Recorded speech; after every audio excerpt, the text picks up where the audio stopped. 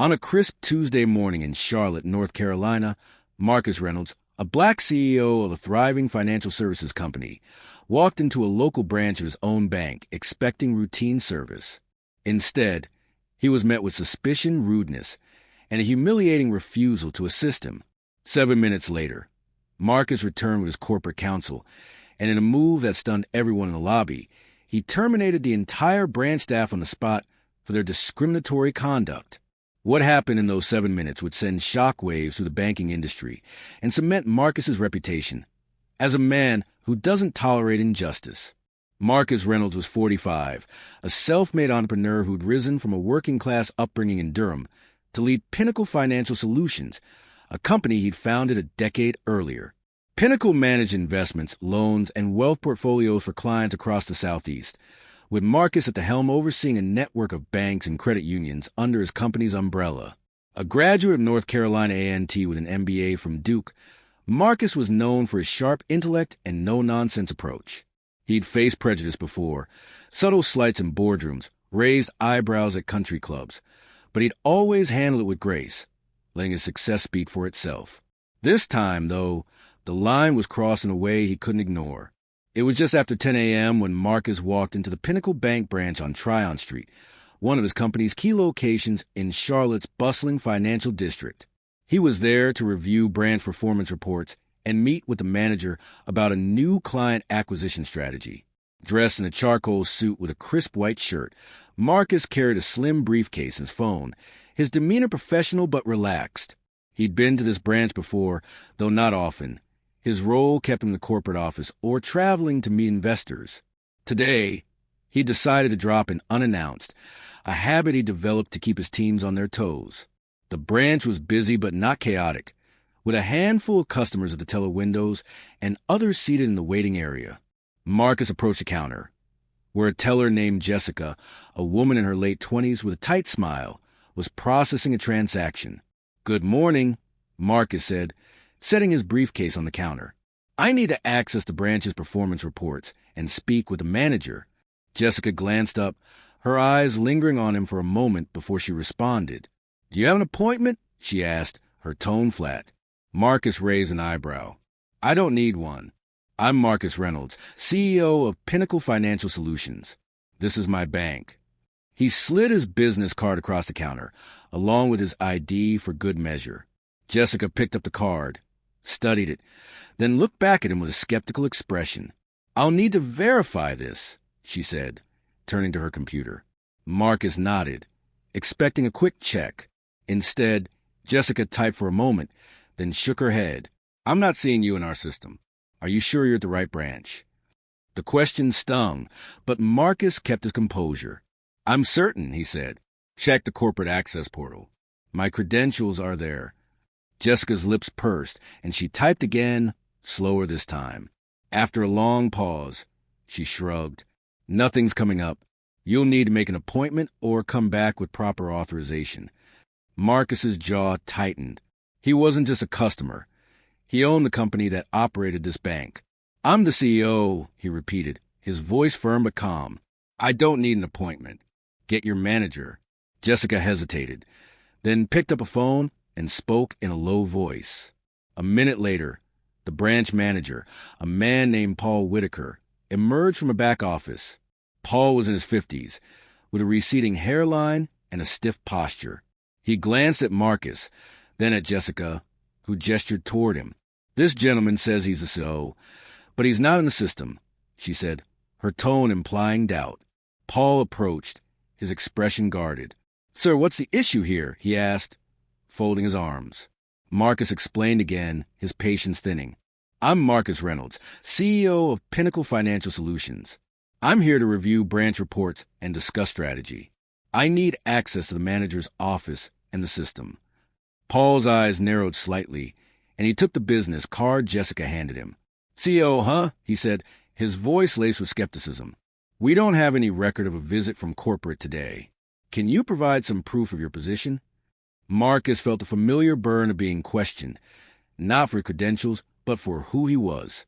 He pulled out his phone, opened an email from the corporate office confirming his visit, and showed it to Paul.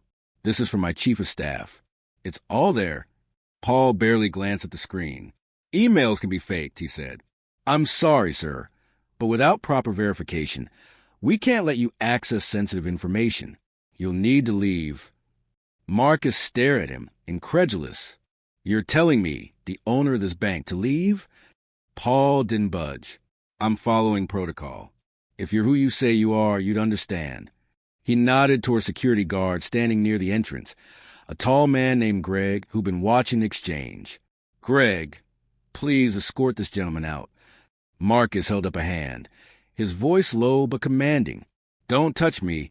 I'm leaving, but you're going to regret this. He picked up his briefcase and walked out, the glass doors swinging shut behind him as customers whispered and stared. Outside, Marcus stood on the sidewalk, the Charlotte skyline looming above. He was furious, not just at the disrespect, but at the audacity of being dismissed in his own bank. He'd built Pinnacle from nothing, pouring years of sweat and sacrifice into it, and now his own employees had treated him like an outsider. He took a deep breath, channeling his anger into action. He dialed his chief of staff, Carla Evans, who answered on the first ring. Carla, I was just thrown out of the Tryon Street branch, he said, his voice steady but clipped. They refused to verify my credentials and had security escort me out. Carla was stunned. What? Who did this? Marcus gave it a rundown. Jessica's skepticism, Paul's dismissal, the guard's looming presence. I'm not letting this slide, he said. Get legal on the phone and have them meet me at the branch in 10 minutes. I want the employment contracts and termination clauses ready. Carla didn't hesitate. I'm calling Sarah, the general counsel, now. We'll have everything there. What's the plan? Marcus's eyes were fixed on the bank's entrance. I'm firing the entire staff. This end today. He then called Sarah Mitchell, Pinnacle's general counsel, who was based in Charlotte. Sarah, meet me at the Tryon Street branch in 7 minutes, he said. Bring the branch's employment records and the corporate bylaws. We're terminating the staff for discrimination and misconduct. Sarah, a seasoned attorney who'd worked with Marcus for years, knew better than to question his resolve. I'm on my way, she said, already grabbing her files. Marcus didn't wait idly. He walked to his car, parked a block away, and pulled out his laptop to access the corporate portal. He confirmed the credentials were active and sent a quick email to the regional director, Lisa Harper, alerting her to the situation. Expect a full report, he wrote. I'm handling the branch now. By the time he returned to the bank, exactly 7 minutes after he'd been escorted out, Sarah was waiting outside with a folder of documents. Her expression was grim, but focused. I've got everything, she said. Let's do this. Marcus strode back into the lobby, Sarah at his side. The same customers were still there, and the staff froze when they saw him return. Jessica's face paled, and Paul, who was speaking with the teller, stopped mid-sentence. Marcus didn't waste time. He walked to the center of the lobby, his voice carrying with the authority of a man who'd built an empire. My name is Marcus Reynolds, he said, loud enough for everyone to hear. I'm the CEO of Pinnacle Financial Solutions, the company that owns this bank. 7 minutes ago, you refused me service, questioned my identity, and had me removed. That was your first and last mistake. The lobby went silent. Customers pulled out their phones, sensing something big. Paul stepped forward, his face flushed. Sir, this is a misunderstanding. We were following. Marcus cut him off. You didn't follow anything. You profiled me, dismissed my credentials, and disrespected me in my own bank. He turned to Sarah, who opened her folder. These are the employment contracts for every staff member in this branch, she said, addressing the room. Under Section 4.2, Pinnacle Financial Solutions reserves the right to terminate employees immediately for gross misconduct, including discrimination and failure to adhere to company protocols. Paul sputtered, You can't just fire everyone. This is absurd. Marcus's gaze was unwavering. I can and I am. You had a chance to do your job. You chose to judge me instead. Sarah continued, her voice calm but firm. Effective immediately, all current staff at the Tryon Street branch are terminated. You'll receive formal notices via email, and HR will process your final paychecks per policy. Jessica burst into tears, and Greg, the security guard, looked stunned, his hands dropping to his sides. The other tellers and staff stood frozen, some whispering, others staring in disbelief. Marcus turned to customers, who were now openly recording. "I apologize for the disruption," he said. "Pinnacle Financial Solutions values every client, and we'll ensure your accounts are handled seamlessly. A new team will be here within the hour."